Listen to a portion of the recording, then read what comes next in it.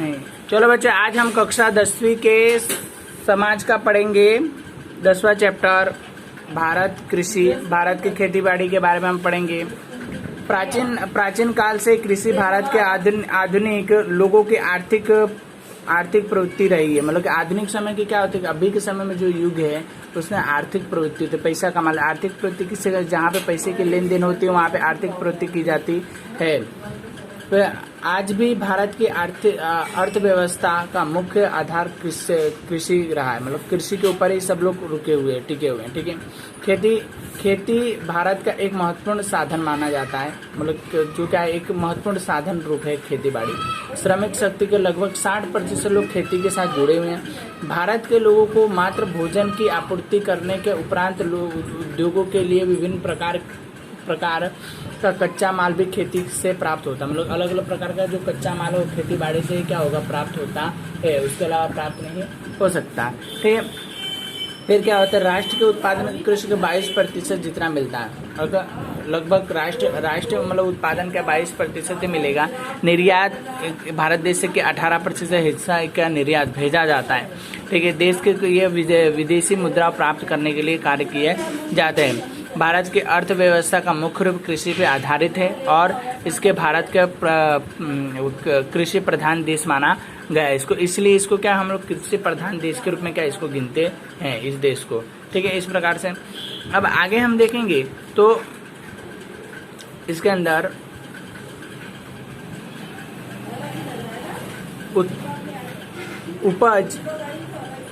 उपज मैदान है। यहाँ पे क्या मतलब उपज मैदान देखने को मिलते हैं। 12 महीने फसल ली जा सकती है। मतलब 12 महीने हम इसके अंदर क्या फसल ले सकते हैं। ऐसे अनुकूल जलवायु है यहाँ पे, जलवायु मौसम, सिंचाई, कुशल मेहनती किसान देखने को मिलते हैं। आदि कारण के भारत के अधिकांश क्षेत्रों में 2 या उससे अधिक फसलों का उत्पादन किया जा सकता है। इसके बावजूद भारत में कृषि के क्षेत्र में पूरा विकास नहीं हो पाया है। इतना काम करने के बावजूद भी क्या यहाँ पे विकास पूरा हो पाता नहीं है। भारत किसान के अधिकांश गरीब एवं निरक्षण है। मतलब निरक्षित लोग, यहाँ अनपढ़ लोग रहते हैं। सिंचाई का कम सुविधा है और अनियमित एवं अनिश्चित वर्ष देखने को मिलता है। मतलब अनिश्चित वर्ष भी होता है। अधिकांश जनसंख्या बड़े परिवार को छोटा आकार के खेत देखते हैं।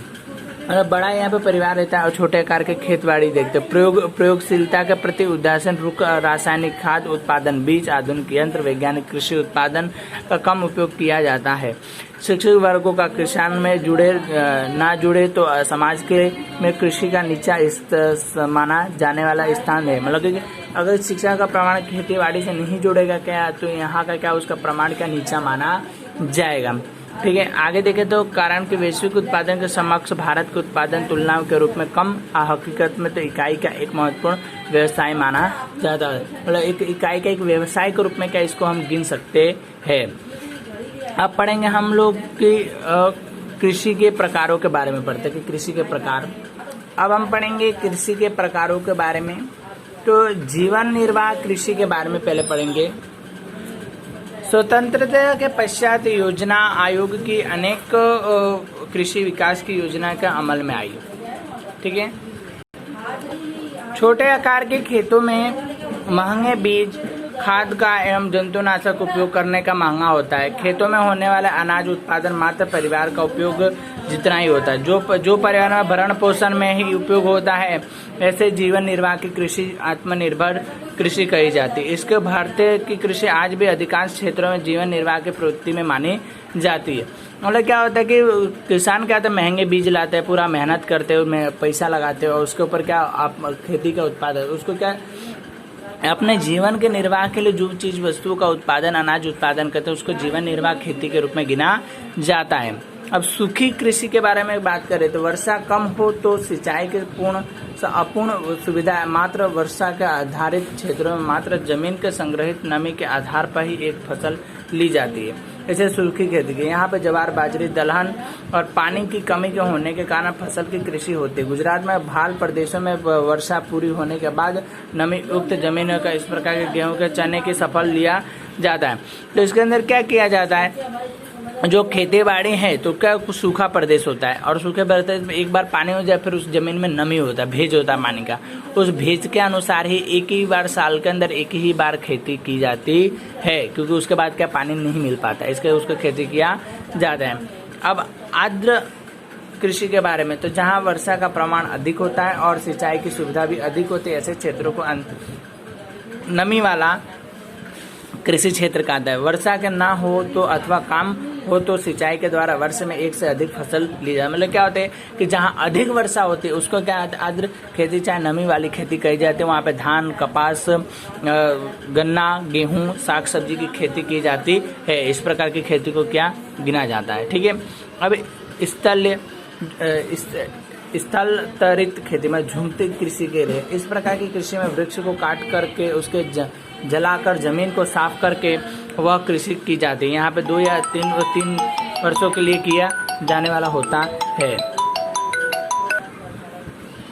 फिर उसके बाद जमीन को उपजाऊ घटाने पर क्षेत्र जोड़कर दूसरी जगह पर कृषि शुरू की जाती है। इस झूम कृषि कही जाती है। मतलब क्या होता है कि जहाँ पे कांटे होते, वृक्ष होते, उसको काट करके, जमीन को काट करके साफ करके वहाँ पे खेती की, जब तक वहाँ पे उत्पादन होता है करेंगे, और जब जमीन खराब हो जाती है तो उसको छोड़ करके दूसरी जगह पे खेती की जाती है। बागायती खेती क्या होता है, बाग जैसे लगाए जाते हैं, जहाँ पे क्या होता है कि इस प्रकार के रबर, चाय, कोक, कोयला, नारियल, सेब, आम, संतरा, अंगूर, आंवला, नींबू, खजूर फसल इत्यादि लगाए जाते हैं। जिसको इस प्रकार की खेती में अधिक पूंजी मिले, मतलब अधिक पैसा मिले, कुशलता मिले, तकनीक मिले, यंत्र, खाद, सिंचाई, परीक्षण, संग्रह इत्यादि का यहाँ पे सुविधा देखने को मिलती है। सघन कृषि के बारे में, जहाँ सिंचाई की सुविधा बढ़ती है वहाँ रासायन खाद, जंतुनाशक एवं विविध प्रकार के यंत्रों का व्यापक उपयोग कृषि के अंतर्गत आ गया है। मतलब कि जहाँ पे क्या होता है अधिक सुविधा मिलती है, ओके, वहाँ पे क्या जंतुनाशक खाद, रासायनिक खादों का उपयोग किया जाता है। फिर क्या बड़े बड़े यंत्रों के द्वारा कटाई बुवाई की जाती है। तो इस प्रकार का होने वाला कृषि सघन कहा जाता है। इस प्रकार के सघन नकदी फसलों का उत्पादन करते हैं जिसमें पैसा मिलता हो। हरेठा उत्पादन खूब वृद्धि हुई है उसके अंदर। फिर उसके बाद इसके कृषि के अंतर्गत उत्पादन विस्तार लगातार बढ़ रहा है, मतलब खेती का विस्तार बढ़ता चला जा रहा है, ज़्यादा से ज़्यादा खेती हो रही है। इस कृषि के आर्थिक फसल का महत्व दिया जाता है, जिससे इसके व्यापारिक कृषि कादों में व्यापार की खेती बाड़ी कही जाती है, ऐसा माना जाता है, ठीक है। आगे पढ़ेंगे हम, आगे देते हैं तो कृषि पद्धतियों के बारे में देखते हैं।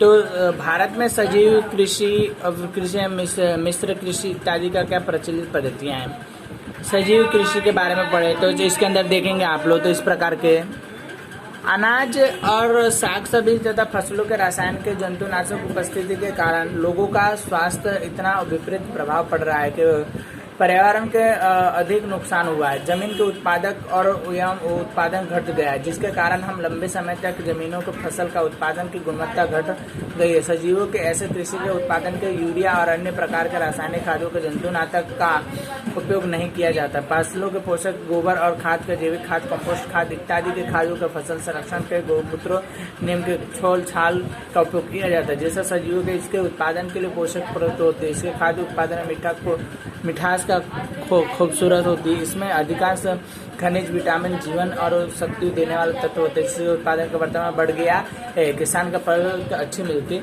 है। मतलब कहने का मतलब है कि उत्पादन, रासायनिक खादों का उत्पादन करने से लोगों के जीवन पे बहुत विपरीत असर पड़ रहा है, लोग बीमार पड़ रहे हैं। अगर गोबर की खाद होती है, छाल होते हैं नीम के, इस तरह के गोमूत्रों का उपयोग करके अगर खेती बाड़ी की जाती है तो क्या होता है कि खेत अच्छा रहता है और उसके फसल भी बहुत अच्छी और खूबसूरत होती है, जो हमारे स्वास्थ्य पे विपरीत अर्थ पड़ते नहीं है। अब हम पढ़ेंगे टिकाऊ कृषि के बारे में, जो टिकाऊ खेती है उसके बारे में बात करते हैं। तो इस कृषि में जमीन का उपजाऊ लंबे समय तक बना रहता है। ठीक है, इस प्रकार के फसलों में फेरबदल, पोषक के लिए रासायनिक खाद की आवश्यकता, जितना उपयोग टिकाऊ एवं खरपतवार नियंत्रण के जंतुनाशक में बदलते जैविक नियंत्रण का जल संरक्षण के विशेष ध्यान देता है। मतलब क्या होता है कि लंबे समय तक इसका बताया जाता है फेरबदल, मतलब इसको फेरबदल कर करके बदल दिए जाए। कीटक और खरपतवार का नियंत्रण के जंतुनाशक होते हैं। इसमें बदले जैविक नियंत्रण, जल संरक्षण इत्यादि होते हैं। मतलब कि लंबे समय तक खेती बाड़ी की जाए, उसका क्या खेतों में फरबदल की जाती है, रासायनिक खादों का उपयोग, जल की सिंचाई, इस तरह का करके अधिक उत्पादन प्राप्त करने का कार्य किया जाता है। भारत मिश्र खेती, मिश्र के अंदर 2 प्रकार की खेती की जाती है उसके, जिसके अंदर आपका पशुपालन, मुर्गी पालन, बत्तख पालन, मधुमक्खी पालन, मत्स्य पालन भी किया और मिश्र खेती के अंदर आते हैं। भारत की खेती के बारे में क्या हमको क्या किया जाता है, तो इसके अंदर देखते हैं। तो इसमें खरीद की फसल जो क्या होता है कि वर्षा ऋतु में होती है, और रबी की फसल क्या होती है क्या, तो ये शीत मतलब कि ठंडियों के दिनों में होती है। और जबकि क्या जैसी फसल क्या गर्मियों के दिनों है, इसका समय क्या जून से जुलाई होता है, और इसका समय अक्टूबर से नवंबर होता है, इसका मार्च से जून तक होता है। इसमें धान, मक्का, ज्वार, बाजरी, कपास, तिल, मूंगफली ये सब होते हैं। और ऊपर क्या गेहूं, चना और सरसों, एरंडी क्या होते हैं। और धान की फसल के लिए सब क्या दिए होते हैं। इस प्रकार की फसलें क्या इस मौसम में, इस समय में ली जाती है। आगे पढ़ेंगे धान की फसल के बारे में। तो भारत में कुल बुवाई का क्षेत्र 75% है, और कुल उत्पादन का धान का क्या 50% फसल होता है। ठीक है, बुवाई 75 होती है और उत्पादन 50, क्यों 25 क्या होता है, नुकसान हो जाता है। ठीक है, अब धान की फसल कैसे करना है उसके लिए बारे में, तो धान हमारे लिए बहुत महत्वपूर्ण माना जाता है। अधिकांश जनसंख्या इसकी बुवाई करती है और भोजन में इसका उपयोग करती है। उष्णकटिबंध में होता है। ठीक है, बरसाती तौर पे क्या किया जाए, बरसात के समय में अधिक उत्पादन के लिए इसमें गर्म नमी युक्त जलवायु चाहिए, गर्म हो, और 20% क्या धूप होनी चाहिए। और इसमें क्या होता है कि जमीन में 100 सेमी जितनी क्या अधिक वर्षा होनी चाहिए। ठीक है, कम वर्षों के लिए कम वर्षा वाले क्षेत्रों में जैसे पंजाब, हरियाणा, उत्तर प्रदेश सिंचाई में ये फसल अधिक होती है। धान की फसल का मानव श्रम की आवश्यकता होती है, जिसमें पश्चिम बंगाल, तमिलनाडु, आंध्र प्रदेश, बिहार, उड़ीसा जैसे क्षेत्रों में अधिक देखने को मिलते हैं। उसके अलावा पश्चिम बंगाल, उत्तर प्रदेश, आंध्र प्रदेश, बिहार, उड़ीसा, तमिलनाडु आदि राज्यों में क्या 2 या 3 वर्षों के अंदर देखने को मिलते हैं। गुजरात के सूरत, तापी, पंचमहल, अहमदाबाद, खेड़ा, आनंद, वलसाड इत्यादि जगहों पे धान की फसल होती है। धान के पानी की अधिक आवश्यकता होने से बावजूद भी खेती में लगातार पानी भर कर रखने के बदले में फुहारा पद्धति की सिंचाई करके कम पानी में भी ये फसल उत्पादन की जा सकती है। आगे देखें तो गेहूं के उत्पादन के बारे में कि गेहूं का उत्पादन किस प्रकार से किया जाता है उसके बारे में पढ़ेंगे। तो धान के बाद गेहूं या हमारे देश की दूसरी फसल होती है। भारत की 1/3 कृषि भूमि का गेहूं का किया जाता है, मतलब कि 1 से तीसरा भाग क्या, हमको 4 भागों में तीसरा भाग क्या खेती की जाती है। उत्तर प्रदेश में भारत में मुख्य भोजन क्या, उत्तर पश्चिम भारत के अंदर क्या मुख्य भोजन क्या गेहूं का ही माना गया है। चलो आगे देखिए, तो गेहूं शीत कटिबंधीय मतलब सर्दियों के दिनों में गेहूं किया जाता है। गेहूं का फसल के लिए दोमट मिट्टी चाहिए। ठीक है, इसमें क्या होता है 75% वर्षा चाहिए, पानी चाहिए, और इसमें गेहूं का उत्पादन के भाग में अधिक होता है 100 सेमी, जिससे अधिक वर्षा वाले क्षेत्र में गेहूं की बुवाई नहीं की जा सकती, सिर्फ 75% में। कृषि के यांत्रिकरण के लिए श्रम का उपयोग कम लगता है, इसमें कम श्रम मतलब कम मेहनत में ही उत्पादन हो जाता है, और एक दुगना उत्पादन होता है। गेहूं का मुख्य रूप से पंजाब, हरियाणा, पश्चिम उत्तर प्रदेश में अधिक होता है। इसके 1/3 का भाग उत्पादन राज्यों के अंदर होते हैं। राज्य में सिंचाई की सुविधा होने से प्रति हेक्टेयर उत्पादन अधिक होता रहता है। पंजाब में नहरों और पानी के कारण गेहूं का विपुल उत्पादन होता है, मतलब नहरों के द्वारा और नदियों के द्वारा क्या पानी मिलने से क्या अधिक मारा गया। और पंजाब को गेहूं का भंडार चाहे कटोरा कहा जाता है। मध्य प्रदेश, राजस्थान, गुजरात, महाराष्ट्र, पश्चिम बंगाल इत्यादि राज्य में इसका सबसे ज्यादा उत्पादन है। गुजरात के भाल प्रदेश में इसका क्या भल या गेहूं के रूप में जाना जाता है। महसाना, राजकोट, जूनागढ़, खेड़ा जिलों में रोज अधिक उत्पादन होते हैं। रोज बरोज भोजन में उपयोग में लिए जाने वाला गेहूं सर्वश्रेष्ठ माना जाता है। इससे क्या क्या बनते हैं तो आप देखेंगे तो रोटी, भाकरी, सेवाई, हलवा, लपसी, लड्डू, सुखड़ी, पाव, पूड़ी, केक, बिस्किट इत्यादि भी बनाए जाते हैं। अनाजों का उत्पादन में ये पौष्टिक आहार माना जाता है, अनाजों का राजा भी ये माना जाता है। ठीक है, ज्वार, बाजरी, मक्का एवं जौ के भारत के उत्पादन में मुख्य मोटे अनाज के रूप में धान्य गिना जाता है। ज्वार के बारे में बात करें तो गेहूं और धान के बाद का ज्वार भारत में सबसे अधिक उत्पादन होने वाला है। आगे देखें तो पठारी प्रदेशों, शुष्क एवं कम वर्षा वाले विस्तारों में से इस फसल के बड़े पैमाने में बुवाई होती है। मतलब बड़े पैमाने पर इसकी क्या बुवाई की जाती है। ज्वार की फसल एक रबी की फसल है। 25 से 30 तापमान और 50 वर्षा होनी चाहिए। इसमें दोमट मिट्टी का उपयोग किया जाता है। यह महाराष्ट्र, कर्नाटक, आंध्र प्रदेश, तमिलनाडु, गुजरात आदि राज्यों में देखने को मिलता है। गुजरात में सबसे ज्यादा बुआई तापी जिले में की जाती है। और ज्वार के हरे पशु चारे के रूप से विशेष रूप से किया जाता है। चारे के लिए इसका उपयोग किया जाता है।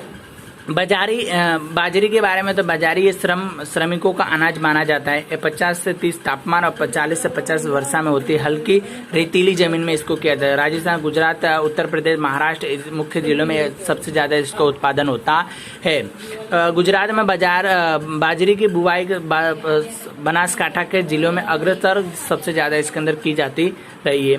अब पढ़ेंगे हम मकई के बारे में। मकई के बारे में आप जानते हैं, जो पॉपकॉर्न होते हैं उसके बारे में हम लोग देखें तो ठीक है।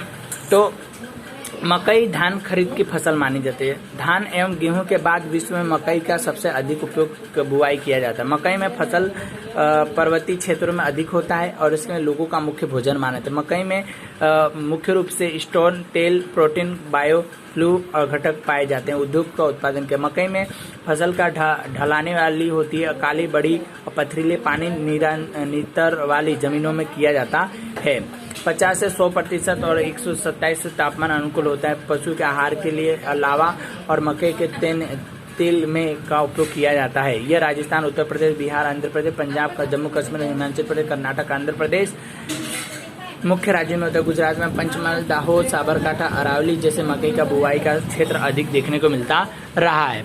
अब दलहन की बात करें, जो दालें होती है उसके बारे में, तो शाकाहारी लोगों के लिए दलहन का प्रोटीन मुख्य स्रोत माना जाता है। अरहर, मूंग, चना, मटर, उड़द वाले एवं मोठ दलहन माने जाते हैं। अरहर, उड़द, मूंग, मोठ खरीद की फसल है। चना, मटर, मसूर रबी की फसल मानी जाती है। ये दोनों ठीक है। अधिक वर्षा वाले क्षेत्र में लगभग दलहन की बुआई की जाती है, जिससे आंध्र प्रदेश, राजस्थान, उत्तर प्रदेश, महाराष्ट्र, उड़ीसा, बिहार, आंध्र प्रदेश मुख्य राज्य है। गुजरात में वडोदरा जिले में मूंग, मोठ और कच्छ में उड़द की और पाटन जिले में बुआई की जाती है, और जिसके दल की फसलों के लिए नाइट्रोजन जमीन की उपयोगशील माना गया है। इन धान्य फसलों का उत्पादन के बाद जमीन का उपजाऊ बनाए रखने के लिए फसल का निरंतर रूप से बुआई की जाती है। हमेशा क्या इसकी बुआई की जाती रही है।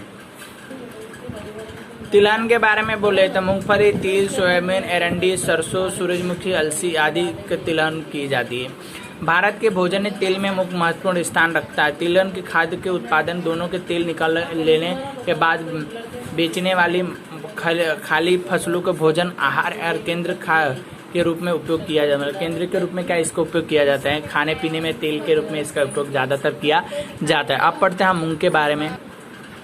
मूंगफली तिलहन फसलों के महत्वपूर्ण स्थान रखती है। मूंगफली का फसल को काली, कसदार, दोमट मिट्टी अलावा वाली रेतीली जमीन में इसको किया जाता है। इसमें 100 से 50 तापमान चाहिए, 50 से 70 का बारिश चाहिए, बारिश के पानी से होता है।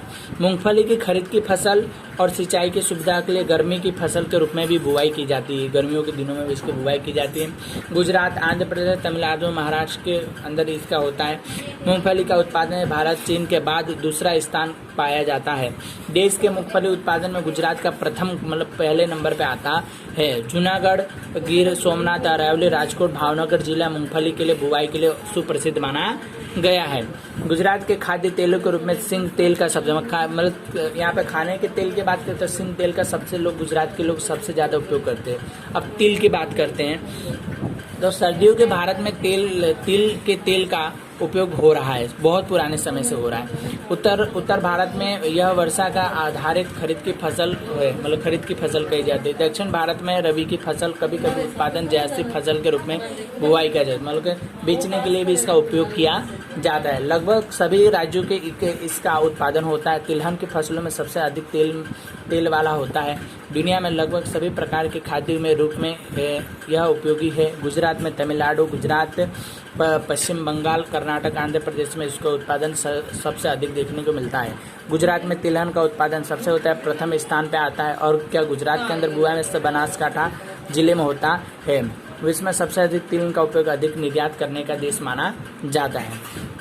अगर बात करें तो सरसों के तेल की बात करें, सरसों के तेल के उत्पादन में, तो सरसों रबी की फसल मानी जाती है। यह उत्तर भारत के महत्वपूर्ण तिलहन तेल की फसल होती है। सरसों में दोनों और तेल हो तो उसके औषधि के गुण के रूप में, तो औषधि के रूप में भी सरसों का तेल होता है। मालिश करने के लिए, सिर पे रखने के लिए, इस प्रकार के क्या उपयोग सबसे ज़्यादा इसका उत्पादन राजस्थान, उत्तर प्रदेश, हरियाणा, पश्चिम बंगाल और मध्य प्रदेश के अंदर इसका उत्पादन सबसे ज़्यादा किया जाता है। नारियल की बात करते हैं तो नारियल के तेल के बारे में आपने सुना ही होगा। तो नारियल समुद्र के किनारे और गर्मी नमी युक्त जलवायु में हार वाली जमीनों पे होते हैं। ये बागायती फसल गिनी जाती है। ये कर्नाटक, केरल, तमिलनाडु, अंडमान निकोबार नारियल का बागाई सबसे ज़्यादा देखते हैं। गुजरात के अंदर समुद्र किनारे पे सबसे ज़्यादा होते हैं और उच्च अधिक उत्पादन देने वाले नारियल की जाति के विकास हुआ है। आगे देखते दक्षिण भारत में नारियल के गिरी के तेल और खाद्य तेल का रूप में उपयोग किया जाता है। गड़ी मतलब गड़ी खाने के लिए उपयोग होता है और इसका क्या तेल खाना पकाने के लिए इसका उपयोग में लिया जाता है। नारियल का पानी स्वास्थ्य के लिए सबसे अच्छा माना गया है। अब पढ़ेंगे हम एरंडी के तेल के बारे में पढ़ते हैं, तो आपने सुना ही होगा इसके लिए। तो एरंडी या रेडी खरीद की फसल और रबी की फसल दोनों ही मानी जाती है, दोनों मौसम में होती है। एरंडी वैश्विक उत्पादन भी बोला जाता है। 64% हिस्सा इसका क्या देश के अंदर है, राष्ट्रीय आय में माना गया है। ठीक है, चीन और ब्राजील के क्रमशः होता है, उसमें सबसे ज़्यादा। फिर भारत में कुल उत्पादन लगभग 80% गुजरात में इसका उत्पादन होता है और आंध्र प्रदेश, राजस्थान में उत्पादन होता है। गुजरात के अंदर बनासकांठा, पाटन, साबरकांठा, राजकोट, जूनागढ़, अमरेली जिलों में इसका प्रमाण अधिक कम ज़्यादा प्रमाण में देखने को मिलता है, जिसके अंदर कपासिया, सूरजमुखी, धान आदि मक्के के तेल का भी उत्पादन सबसे अधिक किया जाता है। चाय की फसल के बारे में पढ़े तो चाय पीने वाला पदार्थ है। ये शीतकटिबंध ठंडियों में होता है। इसके उद्योग उत्पादन कोमल कोपले होते हैं, उसका उपयोग किया जाता है। चाय की पत्तियों को भुक्की पेय के रूप में उपयोग किया जाता है। चीन के बाद भारत के चाय का सबसे अधिक उत्पादन होता है। ठीक है, इसके रूप में श्रीलंका, चीन और भारत के चाय का निर्यात करने वाला मुख्य देश है। चाय के फसल के लिए पानी का सरलता से बह जाए ऐसे ढलानी और लोह तत्व वाले जमीन का 20 से 30 तापमान में और 200 सेमी तक वर्षा में प्रयोग पड़ने वाले फुहारे के द्वारा इसका किया जाता है। मतलब कम वर्षा इसके लिए चाहिए, ज़्यादा पानी की कोई ज़रूरत पड़ती नहीं है। भारत में चाय असम, पश्चिम बंगाल, उत्तराखंड, उत्तर प्रदेश, तमिलनाडु, कर्नाटक आदि राज्यों में इसमें सबसे ज़्यादा देखने को मिलते हैं। असम, पश्चिम बंगाल देश के 75% चाय का उत्पादन और चाय के पौधे में पत्तियों का कुशल चुना जाता है। मतलब उसके जो अच्छे मतलब होते पत्ती उसको चुन करके इसके ऊपर क्या बनाए जाते रहे हैं। ठीक है, फिर उसके बाद कॉफ़ी की बात करें तो कॉफ़ी के अंदर तो कॉफ़ी के फसल को पहाड़ी ढलानों पर सूर्य की सीधी धूप ना पड़े ऐसे वृक्षों में क्या छाए वाले जगहों पर कॉफ़ी किया जाता है। इसमें 150-200 सेमी तक क्या वर्षा चाहिए और क्या 15 से 28 तापमान में ये क्या फसल को किया जाता है। ठीक है, कॉफ़ी ढलानी वाली जगहों में की जाती है। भारत, कर्नाटक, केरल, तमिलनाडु कॉफ़ी अधिक उत्पादन होता है। यहाँ पे कर्नाटक